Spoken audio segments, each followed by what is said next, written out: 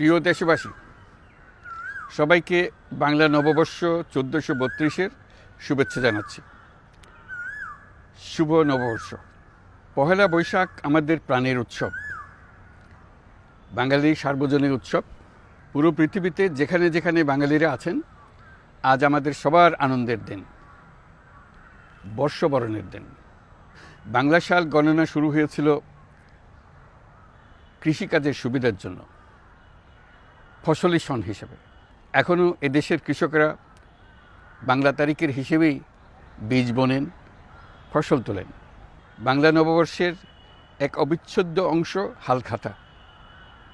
এখনকার আধুনিক সময়েও এখনও এই হালখাতার ঐতিহ্যকে ধরে রেখেছেন বাংলাদেশের হাটে বাজারে, শহরে বন্দরে।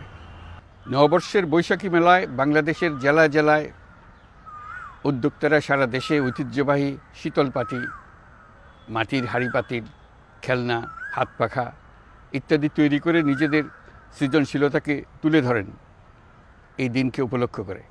বাংলাদেশের সংস্কৃতি ও ঐতিহ্য রক্ষায় এবং একে এগিয়ে নিয়ে যেতে আমাদের সবাইকে সক্রিয় ভূমিকা রাখার জন্য অনুরোধ জানাচ্ছি। আমাদের এইসব ঐতিহ্য যেন আমাদের নিজেদের মধ্যে সীমাবদ্ধ না থাকে। আমাদের সংস্কৃতি যেন আমরা ছড়িয়ে দিতে পারি বিশ্বের দরবারে। বছরের এই দিনটিতেই আমরা সুযোগ পাই আমাদের সুদীর্ঘ ঐতিহ্যকে নতুনভাবে নতুন প্রজন্মের কাছে উৎসবমুখর পরিবেশে তুলে ধরতে এবং পৃথিবীর সামনে তুলে ধরতে। পাহাড় ও সমতলের বিভিন্ন জাতিগোষ্ঠীও চৈত্র সংক্রান্তি ও নববর্ষে এবার বড় পরিসরে উৎসব উদযাপন করছে।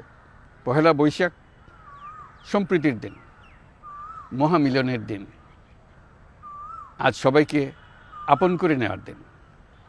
এবারের নববর্ষ নতুন বাংলাদেশের প্রথম নববর্ষ।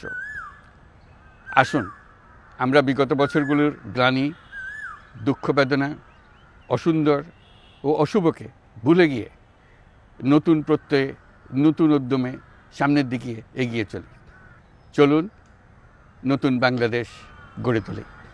24-এর গণ অভ্যুত্থান আমাদের সামনে বৈষম্যহীন বাংলাদেশ গড়ে তোলার সুযোগ এনে দিয়েছে। এই সুযোগ যেন আমরা না হারাই। বৈষম্যহীন বাংলাদেশ গড়াই হোক এবছর নববর্ষের আমাদের অঙ্গীকার। আমি নববর্ষের সকল আয়োজন ও উদ্যোগের সাফল্য কামনা করছি। নববর্ষ 1432 আমাদের সবার জন্য শুভদিনের সূচনা করুক। নববর্ষ আমাদের সকলের জন্য নতুন ও গভীর আনন্দের উন্মোচন করুক, এই কামনা করছি। সবাইকে আবারও আমার নববর্ষের শুভেচ্ছা ও সালাম জানাচ্ছি। আসসালামু আলাইকুম।